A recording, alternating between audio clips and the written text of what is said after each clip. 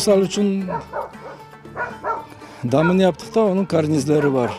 Nasıl resmledi onların netip öyle yaptık. Dışın ştukaturka yapılgan edi. O ştukaturkasını alıp bu taşları netip temizlep öyle işte belki nasıl dedelerimiz kurdu ona netip işte tırıştık yapmaya.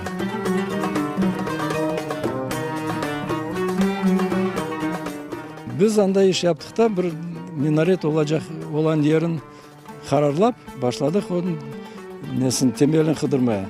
Mengert anda minaret böyleydi. Duvardan çıkardı iki kalın ağaç. O ağaçın üstüne tahtadan yapılgan minaret. Biz onun temelini kıdırıyık. Son hartlardan sonra bilsek böyle tahtadan yapılan ne?